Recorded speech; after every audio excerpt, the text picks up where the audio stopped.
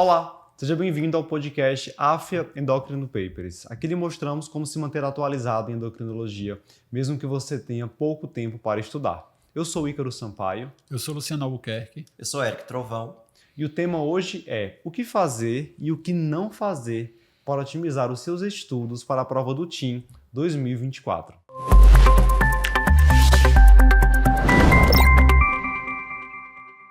Luciano, Eric, estamos a menos de 2 meses para a prova do TIM 2024, que vai acontecer na cidade de São Paulo.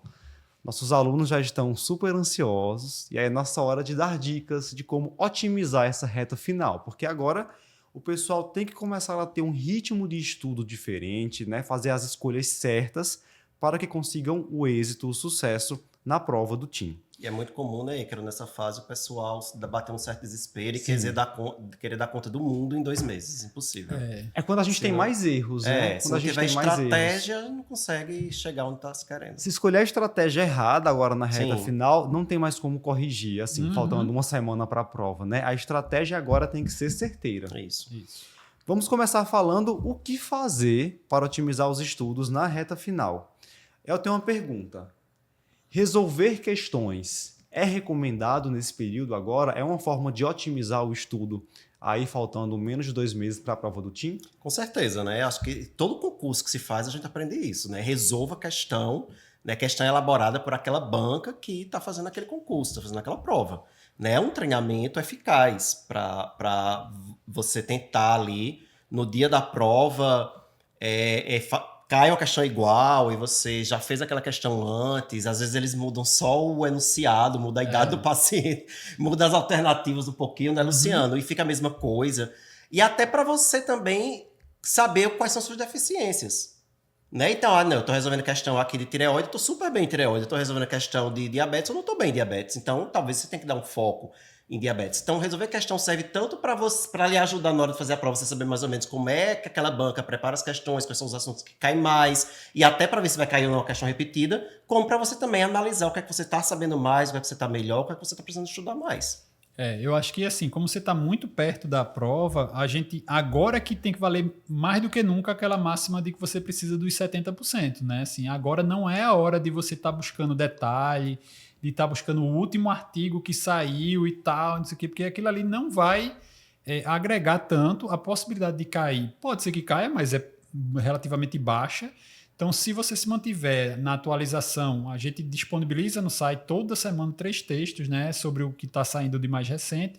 Você não precisa ir atrás de artigo. Então, foca lá na questão, porque a questão vai provavelmente te dar próximo desse número aí mágico, né, dos 70. Inclusive, se a pessoa ainda não começou a estudar e vai começar agora, talvez seja melhor focar nas questões das provas anteriores do que querer estudar toda a endocrinologia em 2 meses, que aí não vai dar tempo. Impossível. Não tem como. Tem que focar nas questões, saber o que cai mais ali, o que...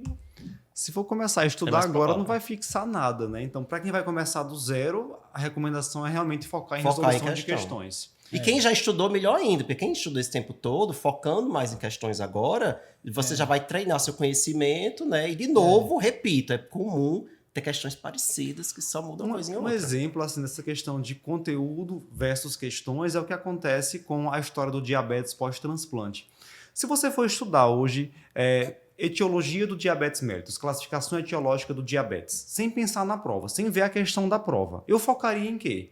Eu aprenderia bem ali a diferenciação diabetes tipo 1, diabetes tipo 2, né? Questão dos anticorpos mais prevalentes, né? Os anticorpos mais comuns nos adultos, nas crianças, a associação diabetes tipo 2 em pacientes com idade mais avançada, com obesidade, daria uma olhada ali na parte de MOD, tarará. Mas, sinceramente, diabetes pós-transplante, eu ia ler assim um parágrafo, né? Só para saber que existe. Exato. E iria pular. Porque eu nunca imaginaria que iria cair. E aí chego na prova com essa ideia, com esse estudo, eu vou errar a questão do diabetes pós-transplante. Aí você vai ver agora, vai resolver questões.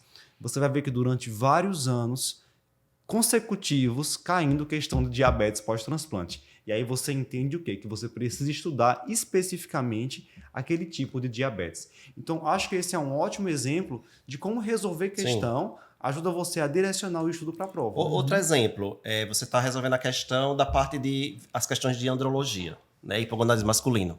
E aí você vai perceber durante todas as questões que elas sempre são tiradas do guideline da Endocrine Society de hipogonadismo. Então você já entendeu que é esse guideline que você tem que estudar. Porque é um guideline que cai todo ano. Né? Então você vai sabendo. Outra coisa em andrologia, o que aumenta, o que diminui esse HBG, né? Que o povo vai com os cabelos para decorar. Cai todo ano, minha gente. Então é óbvio que você, na véspera da prova, vai parar e vai decorar. E por que você sabe que tem que decorar isso? Porque quase todo ano cai. E de novo, se eu vou ver lá o capítulo de hipogonadismo masculino, diagnóstico, óbvio que eu vou ler rapidinho lá, que é testosterona total, SHBG pode aumentar, diminuir, mas assim, eu não vou parar para decorar cada coisa daquela se eu não soubesse que aquilo já foi cobrado várias vezes na prova. Do mesmo jeito, exemplo, você citou mod. A gente sabe que tem que decorar todos os mods, porque classicamente, há 20 anos na prova do TIM, há mais de 20 anos, tem que saber todos os tipos de mod. Né? Mas assim, se você for estudar, eu vou estudar para aprender aqui, para eu aprender. Eu não vou ficar ali decorando cada tipo de mod, assim, em detalhes. É um tópico que você vai passar mais. Passar mais rápido. Perfeito. Então, dica. Para quem já vem estudando anteriormente, essa é a hora de focar mais na resolução de questões. Para quem vai começar do zero, já começa do zero com questão. E você, de repente, viu uma questão aqui de hipotireoidismo congênito, não faço ideia. Vê o que está sendo cobrado com mais frequência e dá uma revisada só naqueles pontos específicos, né? E a questão, lembrar da questão tempo, né? Que é uma barreira para todo mundo na prova e que assim, você tem que estar habituado com a velocidade de leitura, a velocidade de interpretação, para você se acostumar a fazer 100 questões naquele tempo. É importante esse treinamento, né? A gente já oferece os simulados no curso extensivo da gente para o pessoal, não é só treinar o conhecimento, é treinar também essa questão do tempo de prova. Eu conheço muita gente que não passou porque não conseguiu terminar a prova. Eu também conheço. Então, a prova é grande, a prova é extensa, são enunciados grandes, você tem que aprender a fazer a prova. Isso. Né? E aí você aprende também a fazer a prova treinando com as questões. E lembrar aí que assim, você responder 100 questões em 4 horas é diferente de você responder 25 questões em 1 hora. Assim, você tem que fazer, que cansa, porque você sabe que você pulou as mais difíceis, então quando juntar todas as mais difíceis vai demorar mais. Aí tem que marcar gabarito. Não é incomum que o pessoal, depois que esfria a cabeça, né, passou a prova, vai ler uma questão que errou no dia da prova. E aí pensa, meu Deus, como é que eu errei isso? Deus, que coisa fácil, né? É óbvio essa aqui. E aí errou porque não leu direito, né? Tava cansado, tava apressado, todo mundo já passou ansioso, por isso na vida, no concurso. Não só no TIM, né? Em outras provas também. Prova. Ok, então, essa é a primeira dica. Resolva bastante questões agora nessa reta final da prova do TIM. Segunda dica. Como é que o pessoal pode utilizar o nosso guia de estudo para o TIM para otimizar os estudos agora nessa reta final, Luciano? O guia ele foi preparado, assim, sendo revisado em cima dessas questões, dos principais tópicos, dos principais pontos.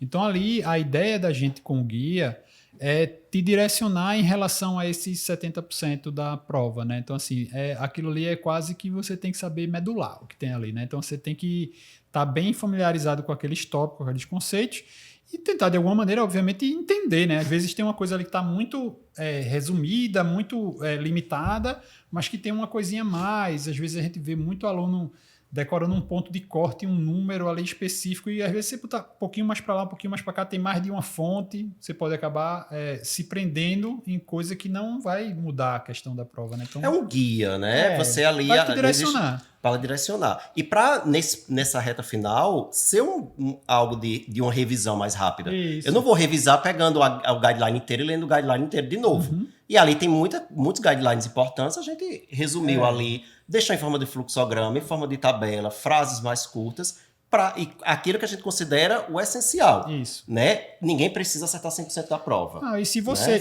você vem estudando direitinho, ali você já conhece ali onde as coisas estão escritas. Achei alguma coisa importante sobre determinado tópico que foi falado, tem uma relação, vai lá e escreve embaixo, e deixa um espaço depois para fazer anotação, né? Então sempre dá uma correlacionada ali, fica como tuas anotações. Não, aí coisas rápidas, tipo, eita, faltando 15 dias para a prova, como é mesmo o preparo para a cirurgia do feocromocitoma?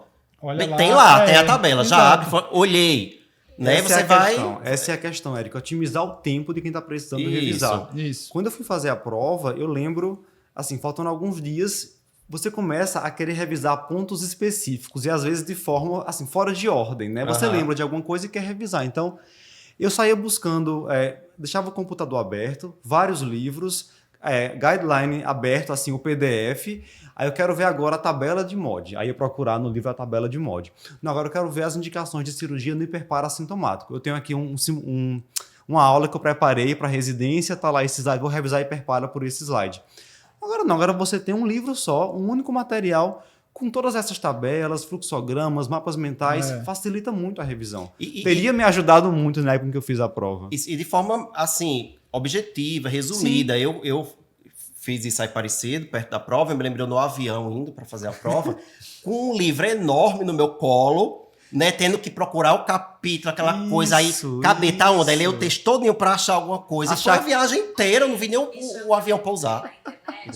Eu não vi nem o avião pousar, foi um susto pra mim, porque eu tava lá, revisando, olhando todos os capítulos. Um negócio longo, grande, perdendo tempo.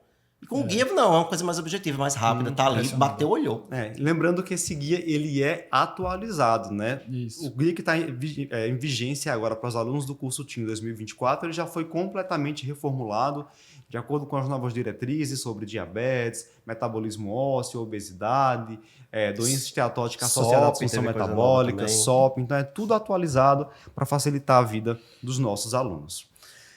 Bem, outra dúvida agora que surge na reta final. Nesse período agora, faltando aí menos que 2 meses para a prova, eu devo estudar ou revisar com mais atenção os temas em que eu tenho mais dificuldade, ou é melhor deixar para lá esses assuntos e focar e só estudar aquilo que eu já tenho mais facilidade para aprender? Foi aquilo que eu até falei, né? Quando você vai fazer, pega esse tempo, faz as questões, vê o que tem mais dificuldade, é isso que você tem que focar.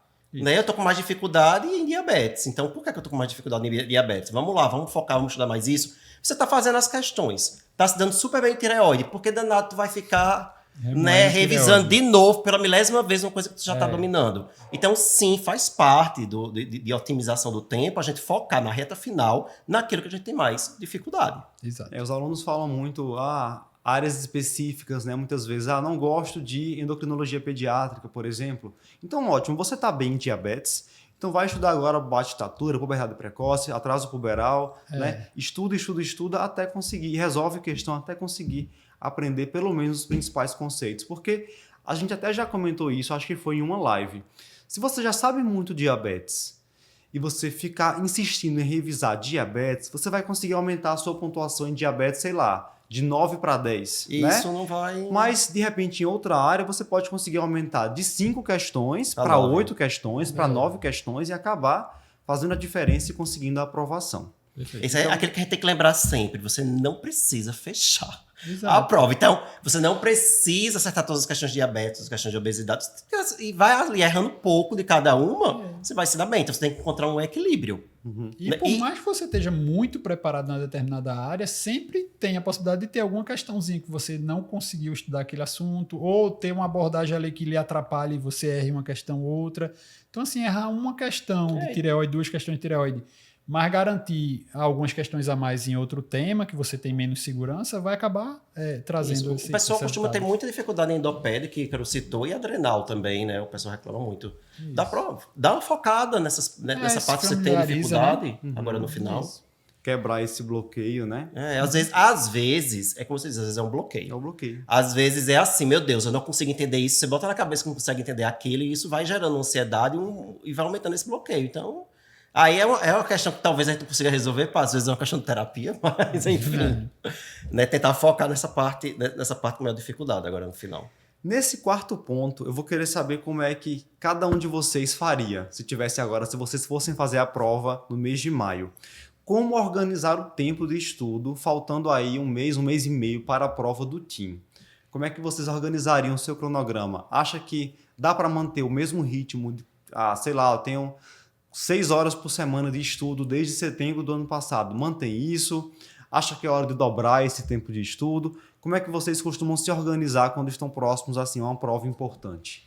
Depende de como você vem, né? Mas assim, em geral, vou falar de mim que eu sempre estudei mais quando estava mais perto da prova, né? Mas assim, eu acho que é natural, né? A gente estudar mais quando está perto da prova. Essa tendência, né? Mas assim, também não precisa...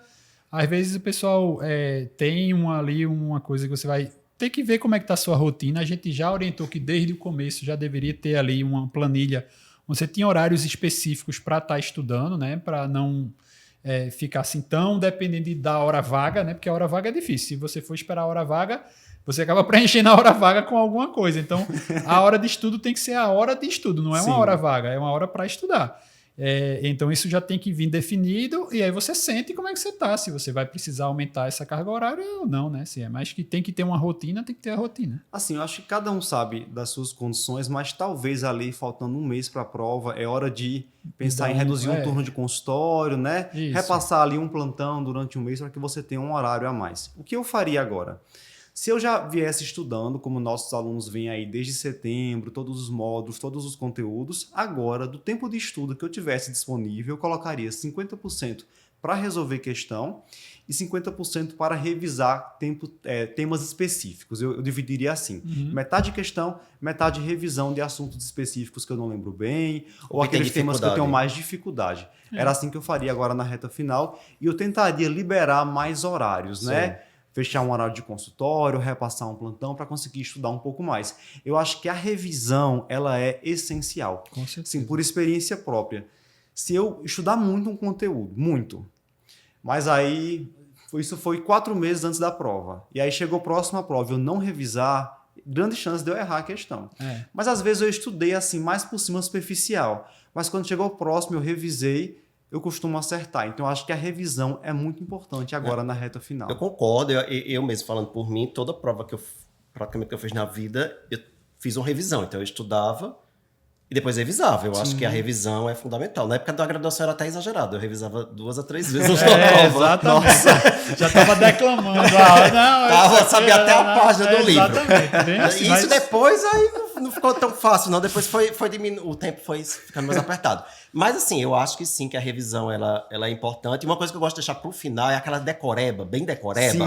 Aquelas tabelas que você tem que decorar. A tabela do MOD, por exemplo. A tabela do MOD. Tem coisa que eu deixo para os últimos 15 dias. Não adianta decorar a tabela do MOD em novembro, da prova vai ser em maio, porque eu vou esquecer. Em janeiro eu não lembro mais. Então, eu vou entender. Geralmente eu sempre fiz assim. Primeiro eu entendo o que é que eu estou estudando.